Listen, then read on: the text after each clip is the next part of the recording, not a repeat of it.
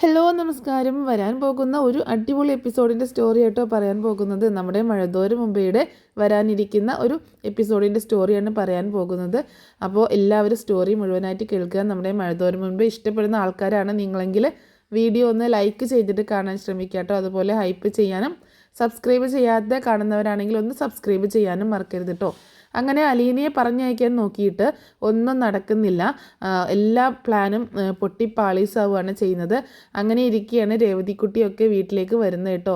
അലീനയെ കൂട്ടിക്കൊണ്ടുപോകാൻ എന്നുള്ള രീതിയിൽ ബാലചന്ദ്രനെയും ഒക്കെ കാണാൻ എന്നുള്ളൊരു ഇതിലാണ് വരുന്നത്. പക്ഷേ ആ സമയത്തും അലീനയെ പറഞ്ഞയക്കുന്നൊന്നുമില്ല ബാലചന്ദ്രൻ. അതിൻ്റെ ഡീറ്റെയിൽ ആയിട്ടുള്ളൊരു കാര്യമാണ് ഈ സ്റ്റോറിയിൽ പറയുന്നത്. അപ്പോൾ എല്ലാവരും സ്റ്റോറി മുഴുവനായിട്ട് കേൾക്കുക. ആ സമയത്ത് വൈജ അവിടെ ഭയങ്കരമായിട്ടുള്ള പ്രശ്നങ്ങളൊക്കെ ഉണ്ടാക്കുന്നുണ്ട്. അതിൻ്റെയൊക്കെ ഒരു സ്റ്റോറിയാണ് പറയുന്നത് കേട്ടോ. അങ്ങനെ അലീന പിന്നെ അവിടെ നിന്ന് പോകുന്നില്ല കേട്ടോ. വൈജയ്ക്ക് ഭയങ്കര ദേഷ്യമാണ് അലീന പോവാഞ്ഞിട്ട്. അലീന സാധാരണ പോലെ വീണ്ടും അവിടെ തന്നെ കാര്യങ്ങളൊക്കെ നോക്കിക്കൊണ്ട് നിൽക്കുകയാണ്. അങ്ങനെ പിറ്റേ ദിവസം നമ്മുടെ രേവതിക്കുട്ടി അലീനയെ കൂട്ടിക്കൊണ്ടു പോകാനായിട്ട് രേവതിക്കുട്ടിയും മാമച്ചനും ഗ്രേസമ്മയും കൂടെ വരുന്നുണ്ട്. അങ്ങനെ അവർ വരുന്ന സമയത്ത് നമ്മുടെ അലീനയോട് അവരുടെ കൂടെ പൊക്കോളാൻ വൈജ വീണ്ടും ആവശ്യപ്പെടുകയാണ്. രേവതിക്കുട്ടിയുടെ അങ്ങനെ ഗ്രേസമ്മയുടെയും മാമച്ചാൻ്റെയും കൂടെ പൊക്കോളാൻ ആവശ്യപ്പെടുകയാണ്. രേവതിക്കുട്ടി പറയുന്നുണ്ട്, ഞങ്ങളുടെ ചേച്ചി ഞാൻ കൂട്ടിക്കൊണ്ട് പോകാൻ തന്നെയാണ് വന്നത് എന്ന് പറയുമ്പോൾ, കൊണ്ടുപൊക്കോ, ആർക്ക് വേണം, ഇവിടെ വേണ്ട എന്നൊക്കെ പറയട്ടോ. അപ്പോൾ വൈജയന്തിയുടെ ഈ മട്ടും പാവമൊക്കെ കണ്ടിട്ട് അങ്ങനെ രേവതിക്കുട്ടിക്ക് ഭയങ്കര ദേഷ്യം വരുന്നുണ്ട് കേട്ടോ ഗ്രേസമ്മയ്ക്കും. രേവതിക്കുട്ടി പറയുന്നുണ്ട്, നിങ്ങൾ വല്ലാണ്ട് ആൾ കളിക്കൊന്നും വേണ്ട, എൻ്റെ ചേച്ചി ആരാണെന്ന് അറിഞ്ഞാലുണ്ടല്ലോ നിങ്ങളിവിടെ നിൽക്കത്തില്ല എന്നൊക്കെ പറയട്ടോ. അപ്പോൾ അലീന ഭയങ്കര പേടിയോട് കൂടിയിട്ട് ഇങ്ങനെ നോക്കുകയാണ് രേവതിക്കുട്ടി. ആ ഒരു സമയത്ത് അലീന ഇങ്ങനെ കണ്ണോണ്ട് കാണിച്ചു കൊടുക്കുന്നുണ്ട്, മോളെ പറയല്ലേ എന്നിങ്ങനെ പറയട്ടോ. അപ്പോൾ എന്നിട്ട് നിൻ്റെ ചേച്ചി ആരാ നിൻ്റെ ചേച്ചി? നിൻ്റെ ചേച്ചിയോ? ഏത് ചേച്ചി? ഏതൊക്കെയോ പിഴച്ചവൾക്ക് ഉണ്ടായതല്ലേ നീയും അവളൊക്കെ എന്നൊക്കെ പറയുമ്പോൾ വീണ്ടും ഇങ്ങനെ പറഞ്ഞുകൊണ്ടിരിക്കുക കേട്ടോ. അന്നേരം രേവതിക്കുട്ടി പറയുന്നുണ്ട്, ഞാൻ ഒരു പക്ഷേ ആർക്കുണ്ടായതാണെന്നൊന്നും എനിക്കറിയത്തില്ല, പക്ഷേ എനിക്കിപ്പം ഏകദേശം ഒരു കാര്യം ഉറപ്പായി. എൻ്റെ ചേച്ചിയുടെ അമ്മ ശരിക്കും പിഴച്ചത് തന്നെയാണെന്ന് എനിക്കൊരു കാര്യം മനസ്സിലായി എന്ന് പറയാണ് രേവതിക്കുട്ടി. ആ ഒരു പിഴച്ചൊരു സ്ത്രീക്ക് തന്നെയാണ് എൻ്റെ ചേച്ചി ഉണ്ടായത്, പക്ഷേ എന്തുകൊണ്ടും ആ സ്വഭാവ ഗുണമൊന്നും എൻ്റെ ചേച്ചിക്ക് കിട്ടിയിട്ടില്ല എന്ന് പറയട്ടോ. ഇതൊക്കെ ഇങ്ങനെ കേൾക്കുമ്പോൾ വൈജിക്ക് എന്തൊക്കെയോ പറയണത് എന്നുള്ളൊരു ഡൗട്ടാണ്. ഗ്രേസമ്മയാണെങ്കിലും രേവതിക്കുട്ടി നീ ഒന്ന് നിർത്ത്, നീ ഇങ്ങനൊന്നും പറയല്ലേ എന്ന് പറയുമ്പോൾ, എൻ്റെ ആൻറ്റി പിന്നെ ഇതൊക്കെ കേട്ടാൽ എങ്ങനെ പറയാതിരിക്കും? എൻ്റെ ചേച്ചിയെക്കുറിച്ച് പറയുന്നത് കേട്ടില്ലേ, പിഴച്ചവളാണെന്ന്, ഇതൊക്കെ കേട്ട് എങ്ങനെ മിണ്ടാതിരിക്കും എന്ന് പറയാണ് രേവതിക്കുട്ടി. അങ്ങനെ രേവതിക്കുട്ടി വൈജയന്തിക്കിട്ട് നന്നായി രണ്ട് സംസാരമൊക്കെ സംസാരിക്കുന്നുണ്ട് കേട്ടോ. എന്തായാലും എൻ്റെ ചേച്ചി ഞങ്ങൾ കൊണ്ടുപോകുമെന്ന് പറയുമ്പോൾ, കൊണ്ടുപോക്കോ, ആരെ കൊണ്ടുപോകണ്ടെന്ന് പറഞ്ഞത്? എത്ര നാളായിക്കൊണ്ട് പറയുന്നതാണ് ഇറങ്ങിപ്പോയെന്ന്, ഇവിടുന്ന് പോവണ്ടേ, പറഞ്ഞു വിട്ടാലും പോകുന്നില്ല എന്ന് പറയുമ്പോൾ, അത് നിങ്ങളല്ലല്ലോ പറഞ്ഞു വിടേണ്ടത്, ഈ വീട്ടിലുള്ള ഗൃഹനാഥൻ ബാലചന്ദ്രൻ സാറല്ലേ, ബാലചന്ദ്രൻ അങ്കിളാണ് പറഞ്ഞു വയ്ക്കേണ്ടത്.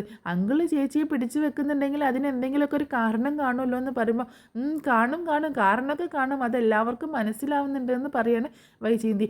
നിങ്ങളുടെ ഈ ദുഷിച്ച മനസ്സിൽ വരുന്ന ചിന്തയുണ്ടല്ലോ, അതൊന്നും എൻ്റെ ചേച്ചിയുടെ മേലെ എടുക്കണ്ട കേട്ടോ എന്ന് രേവതിക്കുട്ടി പറയുമ്പോൾ, ഒരു ചേച്ചിയും അനിയത്തിയും വന്നേക്കുന്നതെന്ന് പറഞ്ഞിട്ട് ഇങ്ങനെ വീണ്ടും ദേഷ്യപ്പെടുക കേട്ടോ. അപ്പോൾ അലീന പറയുന്നുണ്ട്, മോളെ നീ ഒന്ന് നിർത്ത്, വാ നമുക്ക് മുത്തശ്ശിയെ കാണാം എന്ന് പറഞ്ഞിട്ട് അലീന ഗ്രേസമ്മയും മാമച്ചാനെയും രേവതിക്കുട്ടിയും കൂട്ടിയിട്ട് മുത്തശ്ശിയെ കാണാനായിട്ട് പോകണം. അപ്പോൾ മുത്തശ്ശിയുടെ അടുത്തേക്ക് ചെല്ലുന്ന സമയത്ത് അലീന പറയുന്നുണ്ട്, മുത്തശ്ശി ഇത് ആരൊക്കെയോ വന്നേക്കുന്നത് നോക്കിയേ എന്ന് പറഞ്ഞ് നോക്കുമ്പോൾ രേവതിക്കുട്ടിയും മാമച്ചാനെയും ഗ്രേസമ്മയും വരുമ്പോൾ മുത്തശ്ശിക്ക് മനസ്സിലാവുന്നില്ല കേട്ടോ. ആരാ മോളെ ഇവരൊക്കെ എന്ന് ചോദിക്കുമ്പോൾ, മുത്തശ്ശി ഒന്ന് ആലോചിച്ച് നോക്കി ആരായിരിക്കും എന്ന്. ഇത് നീ പറയാറുള്ള രേവതിക്കുട്ടിയാണോ എന്ന് ചോദിക്കണം. അതേ മുത്തശ്ശി, ഞാൻ തന്നെയാണ് രേവതിക്കുട്ടി. എൻ്റെ അടുത്തും ചേച്ചി ഒരുപാട് കാര്യങ്ങൾ മുത്തശ്ശിയെ പറ്റി പറഞ്ഞിട്ടുണ്ട്. ഇത്രയും നല്ലൊരു മുത്തശ്ശിയെ ചേച്ചിക്ക് കിട്ടിയല്ലോ, അത് ഭയങ്കര സന്തോഷമായി.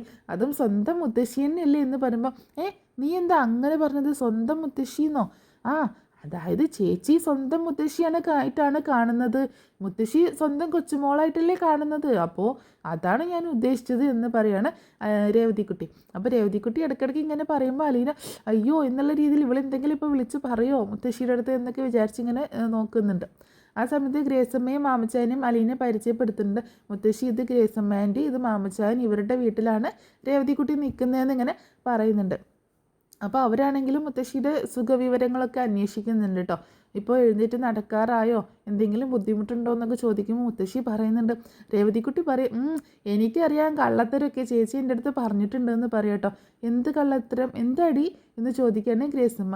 ഏയ് അതൊന്നുമില്ല, ചുമ്മാ പറയുകയെന്നേന്ന് മുത്തശ്ശി പറയുമ്പോൾ, മുത്തശ്ശി കള്ളത്തരം ഒന്നും ഒളിപ്പിക്കണ്ട, എനിക്ക് എല്ലാം അറിയാമെന്ന് രേവതിക്കുട്ടി പറയാണ്.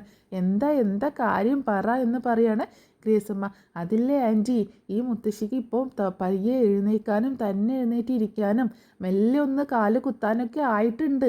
പക്ഷേ മുത്തശ്ശി അതിവിടെ ആരോടും പറഞ്ഞിട്ടില്ല എന്ന് പറയണം. അതെന്താ പറയാത്തത് എന്ന് ചോദിക്കുമ്പോൾ, മുത്തശ്ശി അതെങ്ങാനും ആരോടെങ്കിലും പറഞ്ഞാൽ ചേച്ചി ഇവിടെ നിന്ന് പെട്ടെന്ന് പറഞ്ഞയക്കത്തില്ലേ, അതുകൊണ്ട് മുത്തശ്ശി ഇതാരോടും പറയാതെ വെച്ചേക്കായിരുന്നു എന്ന് പറയണം.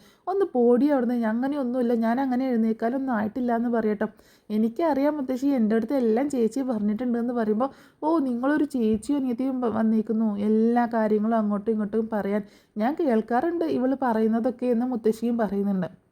അപ്പോൾ എങ്ങനെയാണ് നിങ്ങൾ ഇവളെ സഹിക്കുന്നതെന്നൊക്കെ മുത്തശ്ശി ചോദിക്കട്ടെ ഗ്രേസമ്മയോട് മാമച്ചായനോട്. അപ്പോൾ മാമച്ചായൻ പറയുന്നുണ്ട്, ഞങ്ങൾ പെട്ടുപോയതാണ്, അല്ലെങ്കിൽ ഇവളെപ്പോലൊരു കുറുമ്പി പെണ്ണിനെ ഞങ്ങൾക്ക് ഈ അലീന കൊണ്ടുവന്നതല്ലേ, ഞങ്ങളാകെ പെട്ടിരിക്കാന്നൊക്കെ പറയുമ്പോൾ, ദേ അങ്കിളെ, നമ്മൾ ഇവിടെ നിന്ന് നേരെ വീട്ടിലേക്ക് തന്നെയാണ് പോണത് കേട്ടോ, അവിടെ എത്തിക്കഴിഞ്ഞാലും ഇത് തന്നെ പറയണേന്ന് പറയുമ്പോൾ, അയ്യോ ഇല്ലേ, ഞാനൊന്നും പറഞ്ഞില്ല, ഞാനൊക്കെ തിരിച്ചെടുത്തു എന്ന് പറയണം.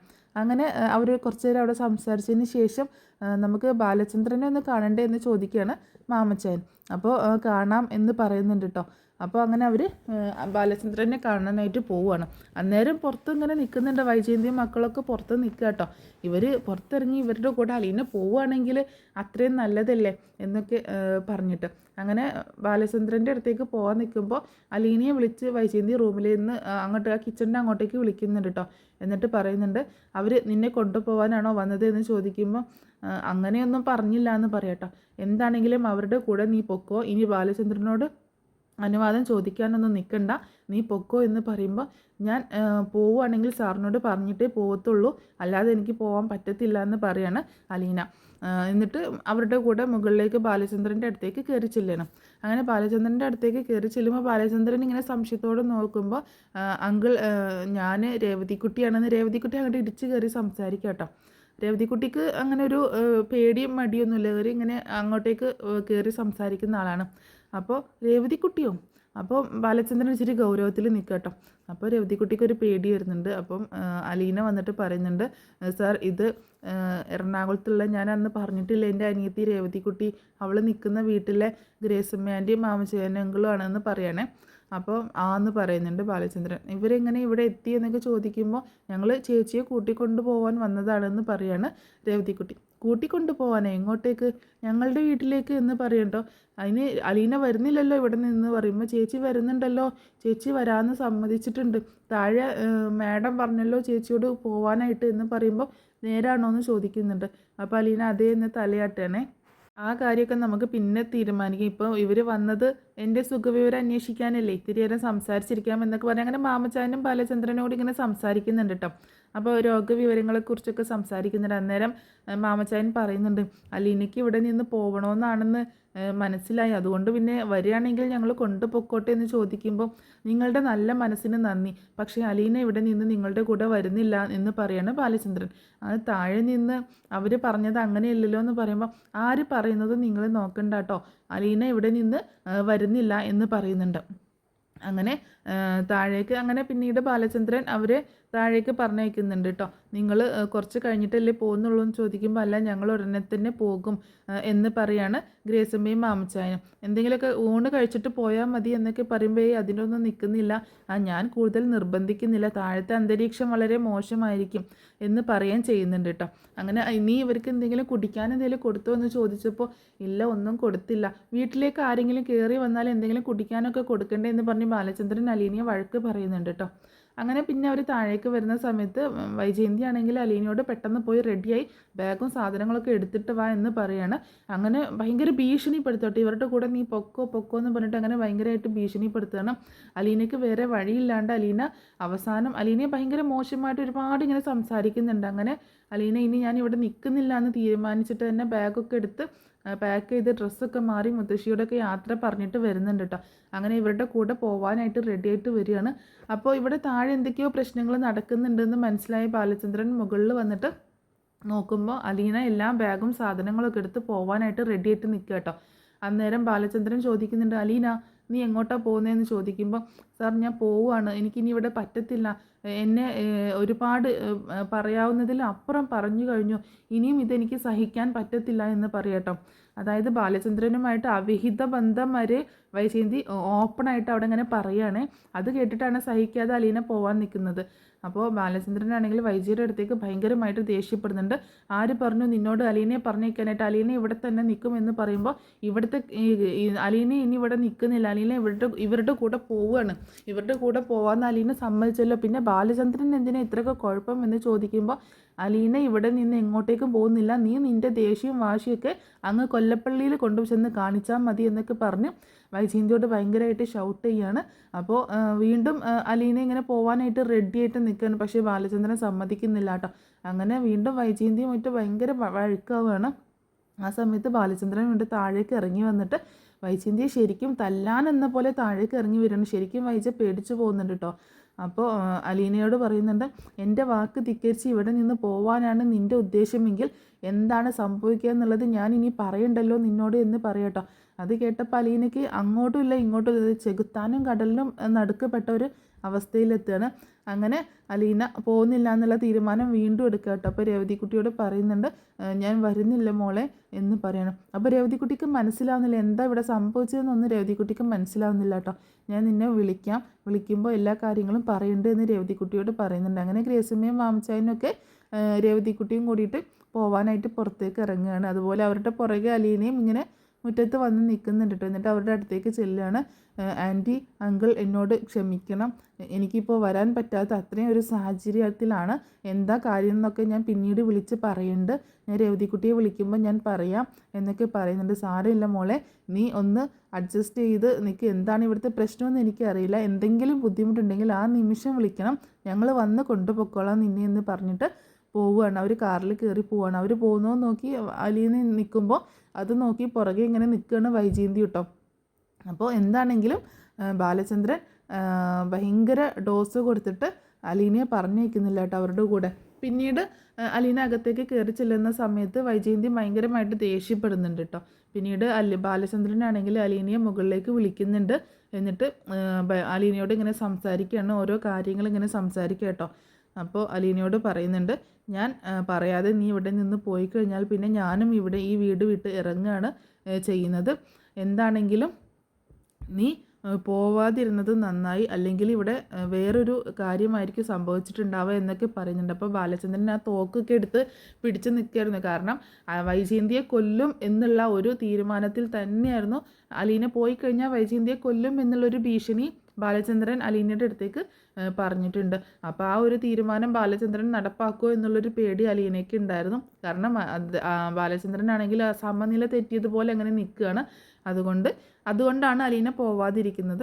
ഡേ ബൈ ഡേ അലീനയോടുള്ള ദേഷ്യം കൂടിക്കൊണ്ടിരിക്കുക കേട്ടോ വൈജയന്തിക്ക്. അപ്പോൾ അലീന ഇപ്പം എന്താണെങ്കിലും അലീന ഇവിടെ നിന്ന് പോകത്തില്ല എന്ന് വൈജയന്തിക്ക് മനസ്സിലാവാണ്. പക്ഷേ അലീനയുമായിട്ട് മുന്നോട്ട് പോകാൻ വൈജയന്തി ഉദ്ദേശിക്കുന്നില്ല. അത് കാരണം എല്ലാ ദിവസവും ഓരോരോ പ്രശ്നങ്ങൾ ഉണ്ടാക്കുന്നുണ്ട് വൈജയന്തി. മുത്തശ്ശിക്കാണെങ്കിൽ ഇപ്പോൾ അലീനയോട് ഇച്ചിരി അനിഷ്ടമൊക്കെ ഉണ്ട് കേട്ടോ. കാരണം അലീന പോവാത്തതിൽ പറഞ്ഞയച്ചിട്ടും പോവില്ല എന്നുള്ളൊരു തീരുമാനം എടുത്തില്ലേ, അതിൽ ഭയങ്കര ദേഷ്യമൊക്കെ ഉണ്ട് മുത്തശ്ശിക്ക്. അങ്ങനെ വീണ്ടും അലീന അവിടുത്തെ കാര്യങ്ങളൊക്കെ നോക്കി അങ്ങനെ നിൽക്കുന്ന സമയത്താണ് നമ്മുടെ ബബിതയുടെ ഒരു പ്രശ്നം ഉണ്ടാവുന്നുണ്ട്. അതിൽ ബബിതയെ സേവ് ചെയ്യുന്നതൊക്കെ നമ്മുടെ അലീനയാണ്. അതുപോലെ രോഹിത്തിൻ്റെയും ഒരു ഇഷ്യൂ ഒക്കെ ഉണ്ടാവുന്നുണ്ട് കേട്ടോ. അതിലൊക്കെ സേവ് ചെയ്ത് കട്ടയ്ക്ക് അവരുടെ കൂടെ നിൽക്കുന്നത് അലീനയാണ്. പിന്നീട് അവർക്കൊക്കെ അവളോട് ഭയങ്കര സ്നേഹമായി മാറുന്നുണ്ട്. നമ്മുടെ രോഹിത്തിനും അതുപോലെ ബബിതയ്ക്കൊക്കെ അലീന ഇല്ലാതെ പറ്റില്ല, അലീന തങ്ങളുടെ ചേച്ചിയാണ് എന്നുള്ളൊരു വിശ്വാസത്തിൽ അലീനയാണ് അവരെ രക്ഷിക്കാനായിട്ട് എല്ലാത്തിനും കൂടെ കട്ടയ്ക്ക് നിൽക്കുന്നത്. അതിൻ്റെ ഒരു സ്നേഹമൊക്കെ അവർക്ക് വരുന്നുണ്ട്. പിന്നെ അത് മാത്രമല്ല, മനു ആണെങ്കിൽ അലീനയോട് സീരിയസ് ആയിട്ട് തന്നെ തൻ്റെ ഇഷ്ടത്തെക്കുറിച്ച് സംസാരിക്കുകയും ചെയ്യുന്നുണ്ട് കേട്ടോ. അപ്പോൾ ഇതിൻ്റെയൊക്കെ ഓരോ ഡീറ്റെയിൽസ് സ്റ്റോറി ഉടനെ തന്നെ പറഞ്ഞ് അപ്ലോഡ് ചെയ്യുന്നതായിരിക്കും. അപ്പോൾ ഇത്രയേ ഉള്ളൂ ഇന്നത്തെ സ്റ്റോറി എല്ലാവർക്കും ഇഷ്ടമായിട്ടുണ്ടാവുമെന്ന് വിചാരിക്കുകയാണ്. ഇഷ്ടമായിട്ടുണ്ടെങ്കിൽ സപ്പോർട്ട് ചെയ്യാൻ മറക്കരുത് കേട്ടോ.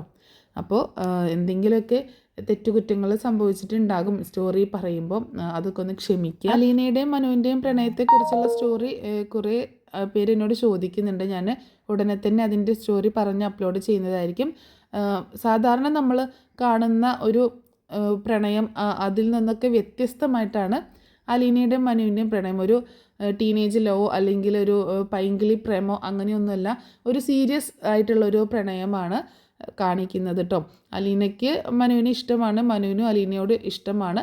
പക്ഷേ അത് പ്രണയം ഇങ്ങനെ കാണിച്ച് റൊമാൻസ് കളിച്ച് അങ്ങനെയൊന്നുമല്ല. പക്ഷേ മനസ്സിൻ്റെ ഉള്ളിലുള്ള ആ ഒരു പ്രണയം അവിടെ കാത്തു സൂക്ഷിച്ചുകൊണ്ട് അങ്ങോട്ടും ഇങ്ങോട്ടും പ്രണയിക്കുകയാണ് രണ്ടു പേരും. അത് അവസാനം പരിസമാപ്തിയിൽ എത്തുകയും ചെയ്യുന്നുണ്ട് കേട്ടോ. അതിൻ്റെയൊക്കെ ഒരു സ്റ്റോറി ഡീറ്റെയിൽ ആയിട്ട് പറയാൻ നിന്നാൽ, ശരിക്കും പറഞ്ഞാൽ അലീനയുടെയും മനുവിൻ്റെയും പ്രണയത്തിൻ്റെ സ്റ്റോറി പറയാൻ നിന്നാൽ തീരില്ല, അത്രയും ഉണ്ട് പറയാനായിട്ട്. എന്താണെങ്കിലും ആ സ്റ്റോറി ഞാൻ പറഞ്ഞ് അപ്ലോഡ് ചെയ്യുന്നതായിരിക്കും.